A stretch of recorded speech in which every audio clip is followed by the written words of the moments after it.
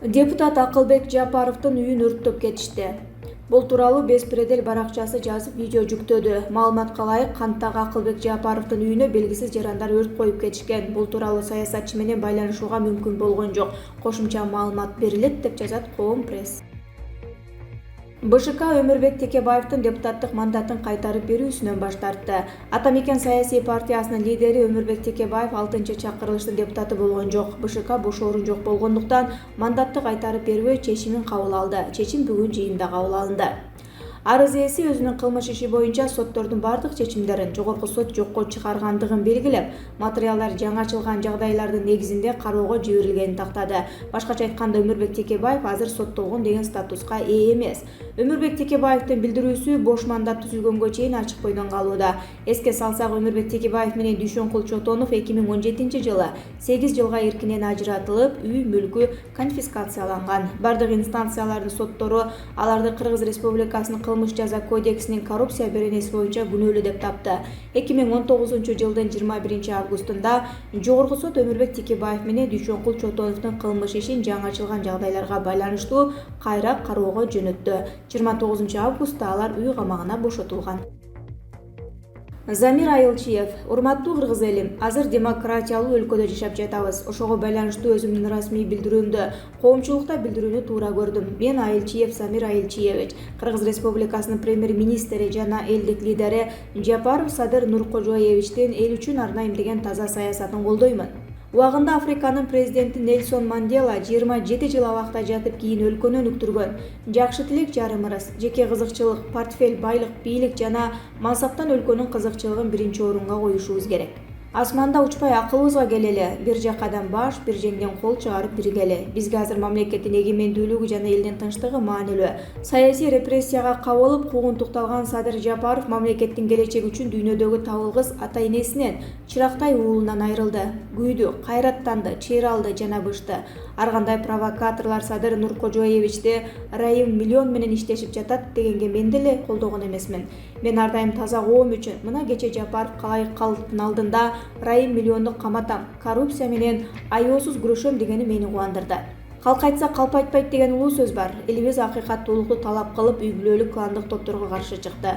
Жаныбызды, каныбызды, керт башыбызды канчыгага сайып, элдин жаркын жашоосу жана өлкөнүн өнүгүүсү үчүн биз таңкы 3-төн 15 мүнөт өткөндө ак үйгө кирип барып, эл үчүн адилетсиз иштеген бийликти алдык. Элдин үмүтү акталат деп ишенем. Мекенин кыйын күнгө кабылганда айлансын ар бир уулуң чагылганга дегендей, азыркы оор саясий кырдаалда колумдан келишинче чет жактан алган билимимди жана тажрыйбамды Садыр Нуркожоевичтин өкмөтүнө берүүгө даярмын. Аллахым бизди колдосун, жаман сөздөн жана жаман көздөн сактасын. Өлкөбүздө өнүгүү жана өсүү болоруна көзүм жетти.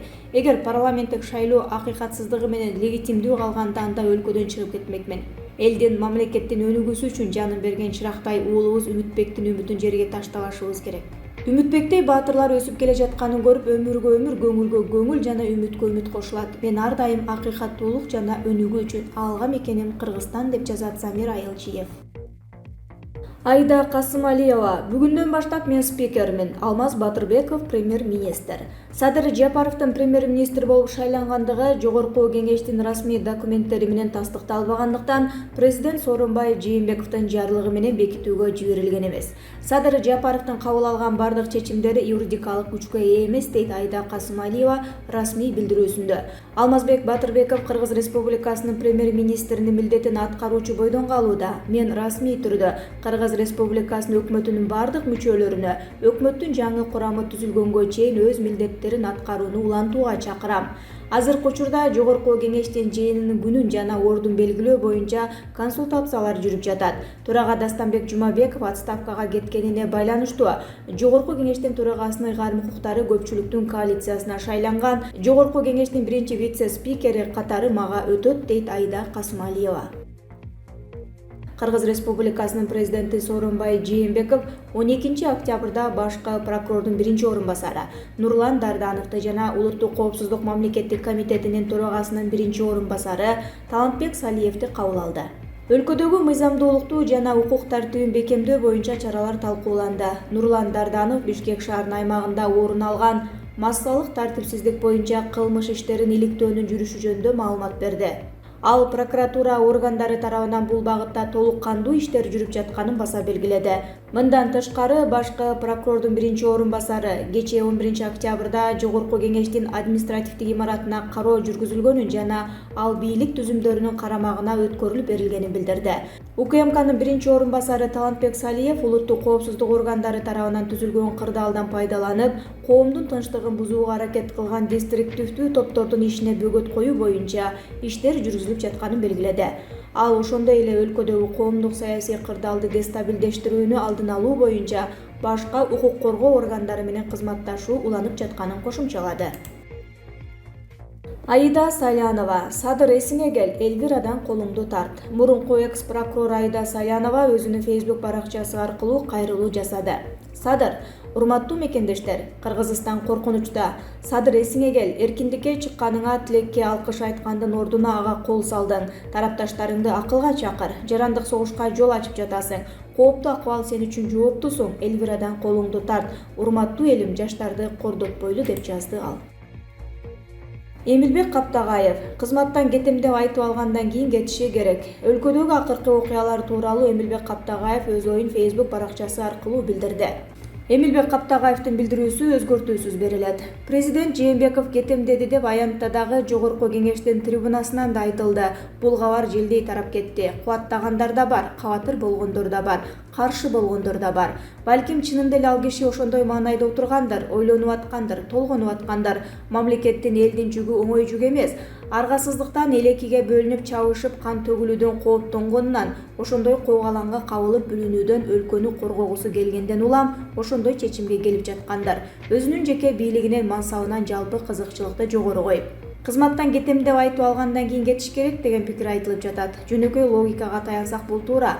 Бирок мамлекеттик көз караштан алганда бул туура болобу? Кеп мына ушунда. Мамлекет бул оюнчук эмес. Ушул маселе боюнча бир нерсени биз ачык айтуубуз зарыл. Президент Жээнбековдун ушундай кырдаалда баса берем дегени качып кеткен кетеде. Жоопкерчиликсиз кадам болуп калат. Өлкө толук укуктук нукка түшмөйүнчө президент өз милдетин аткарууга милдеттүү. Анткени азыр мамлекеттик жогорку бийликти калтырып кете турган Жогорку Кеңеш өзү легитимсиз, элдин ишени менен чыккан. Ушул курамдагы депутаттардын көпчүлүгүнүн күнөөсү менен өлкө ушундай коогалан күндөрдү баштан кечирип жатат. Президент Жээнбеков кызматтан кете турган болсо, Садыр Жапаровдун өкмөтүн тезинен бекитип, иштөөгө мүмкүнчүлүк берип, андан кийин жаңы шайлоону тезинен өткөрүп, Жогорку Кеңештин жаңы курамы астында өз ыктыяры менен арызын берип, мамлекеттик эң жогорку бийликти жаңы шайланган төрагага тапшырып кетиши зарыл. Андан кийин президенттик шайлоо болуп, эл колдогон киши президент болуп, өлкөдө мыйзамдуулук орношу керек. Садыр Жапаровду эл колдоп турса, мына ошондо толук кандуу, толук легитимдүү президент болуп келет. Мына ошондон кийин гана конституциялык реформа жөнүндө, мамлекеттик жана коомдук түзүмдүн келечеги жөнүндө талкуу башталганы туура. Азыр тезинен бул маселени көтөрүп жаткандар, өлкөнү укуктук башаламандыкка андан ары тереңдетип түртүп жаткандар. Ушуну да туура түшүнүү зарыл деп ойлойм, дейт ал.